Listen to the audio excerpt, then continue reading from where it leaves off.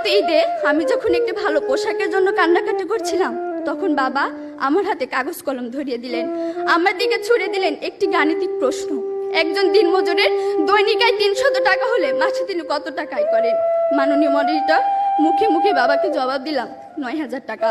বাবা আমার কাঁধে হাত রাখলেন, চুলের মাঝে হালতো বিলি কেটে বললেন, মা রে, তোর এই বাবা হাই স্কুলের শিক্ষক হিসেবে মাসে 8000 টাকা বেতন পায়। আমি কোনো প্রশ্ন করতে পারিনি বাবাকে, লজ্জায় বাবার মাথাটা নিচু হয়েছিল। পৌরত্বের দ্বার প্রান্তে দাঁড়ানো বাবার বয়সে চোখ হতে খসে পড়ে জল। জানি না মাননীয় মডারেটর, আমার বাবার বয়সে চোখ থেকে খসে পড়া জল শিক্ষার মানকে কতটা টেনে তোলার যোগ্যতা রাখে।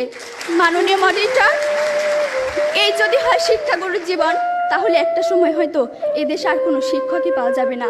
এমন বাংলাদেশ আমরা কখনোই আশা করি না।